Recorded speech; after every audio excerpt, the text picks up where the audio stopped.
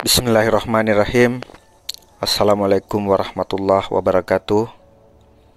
Alhamdulillah, kembali di Ewa Channel. Pada kesempatan kali ini saya ingin menceritakan sebuah kisah yang menurut saya sangat inspiratif, sangat memberi banyak hikmah dan pelajaran,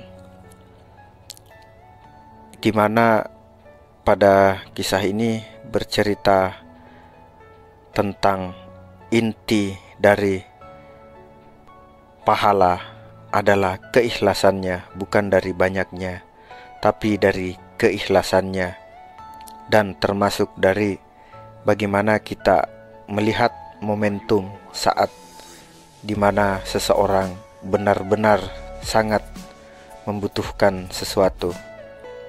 Mungkin salah satu perumpamaan yang tepat, seseorang yang sedang tenggelam di lautan akan lebih membutuhkan jerigen bekas atau ban bekas ketimbang emas 1.000 kilo mungkin. Ya, seperti itulah yang akan saya ceritakan selanjutnya. Dan berikut kisah lengkapnya.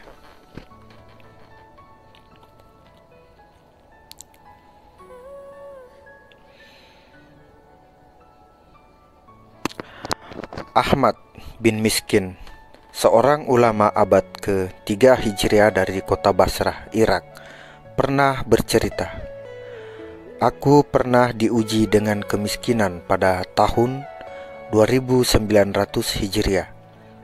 Saat itu, aku sama sekali tidak memiliki apapun, sementara aku harus menafkahi seorang istri dan seorang anak.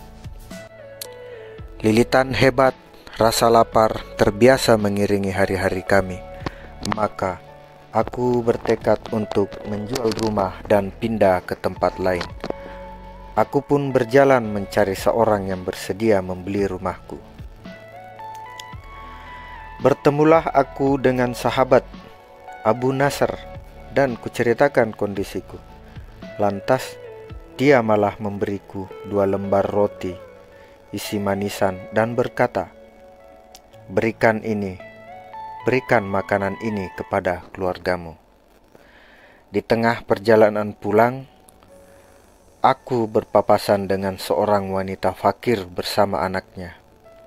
Tatapannya jatuh di kedua lembar rotiku. Dengan memelas dia memohon, 'Tuanku, anak yatim ini belum makan. Tak kuasa terlalu lama menahan rasa lapar yang melilit. Tolong beri dia sesuatu yang bisa dia makan. Semoga Allah merahmati Tuan.' Sementara itu, si anak menatapku polos dengan tatapan yang takkan kulupakan sepanjang hayat. Tatapan matanya menghanyutkan pikiranku dalam khayalan ukhrawi, seolah-olah surga turun ke bumi. Menawarkan dirinya kepada siapapun yang ingin meminangnya dengan mahar mengenyangkan anak yatim miskin dan ibunya ini. Tanpa ragu sedikit pun kuserahkan semua yang ada di tanganku. 'Ambillah, beri dia makan,' kataku pada si ibu. Demi Allah, pada waktu itu tak sepeser pun dinar atau dirham ku miliki, sementara di rumah keluargaku sangat membutuhkan makanan itu. Spontan si ibu tak kuasa membendung air mata dan si kecil pun tersenyum indah bak purnama. Kutinggalkan mereka berdua dan kulanjutkan langkah gontaiku, sementara beban hidup terus mengelayutan di pikiranku. Sejenak kusandarkan tubuh ini di sebuah dinding sambil terus memikirkan rencanaku menjual rumah dalam posisi seperti itu. Tiba-tiba Abu Nasr dengan kegirangan mendatangiku. 'Hei Abu Ahmad, kenapa kau duduk di sini sementara limpahan harta sedang memenuhi rumahmu?' tanyanya. 'Subhanallah,' jawabku kaget. 'Dari mana datangnya?' 'Tadi ada pria datang dari Khurasan. Dia bertanya tentang ayahmu atau siapa yang punya hubungan kerabat dengannya. Dia membawa berduyun-duyun angkutan barang penuh berisi harta, ujarnya. Terus, tanyaku keheranan. Dia itu dahulu saudagar kaya dari Basroh ini, kawan ayahmu. Dulu ayahmu pernah menitipkan kepadanya harta yang telah ia kumpulkan selama 30 tahun. Lantas dia rugi besar dan bangkrut. Semua hartanya musnah, termasuk harta ayahmu. Lalu dia lari meninggalkan kota ini menuju Khurasan. Di sana, kondisi ekonominya berangsur-angsur membaik. Bisnisnya melejit sukses. Kesulitan hidupnya perlahan pergi, berganti dengan limpahan kekayaan. Lantas, dia kembali ke kota ini, ingin meminta maaf dan memohon keikhlasan ayahmu atau keluarganya atas kesalahan yang lalu. Maka sekarang dia datang membawa seluruh harta hasil keuntungan niaganya yang telah dia kumpulkan selama 30 tahun berbisnis. Dia ingin berikan semuanya kepadamu, berharap ayahmu dan keluarganya berkenan memaafkannya. Dengan perubahan drastis nasib hidupnya ini, Ahmad bin Miskin melanjutkan ceritanya. Kalimat puji dan syukur kepada Allah berdesakan meluncur di lisanku. Sebagai bentuk syukur, segera aku cari wanita fakir dan anaknya tadi. Aku menyantuni dan menanggung biaya hidup mereka seumur hidup. Aku pun terjun di dunia bisnis seraya menyibukkan diri dengan kegiatan sosial, sedekah, santunan, dan berbagai bentuk amal soleh. Adapun hartaku terus bertambah melimpah ruah tanpa berkurang. Tanpa sadar, aku merasa takjub dengan amal solehku. Aku merasa telah mengukir lembaran catatan malaikat dengan hiasan amal kebaikan. Ada semacam harapan pasti dalam diri bahwa namaku mungkin telah tertulis di sisi Allah dalam daftar orang-orang soleh. Suatu malam, aku tidur dan bermimpi. Aku lihat diriku tengah berhadapan dengan hari kiamat. Aku juga lihat manusia bagaikan ombak bertumpuk dan berbenturan satu sama lain. Aku juga lihat badan mereka membesar. Dosa-dosa pada hari itu berwujud dan berupa, dan setiap orang memanggul dosa-dosa itu masing-masing di punggungnya. Bahkan aku melihat ada seorang pendosa yang memanggul di punggungnya beban besar seukuran kota Basrah.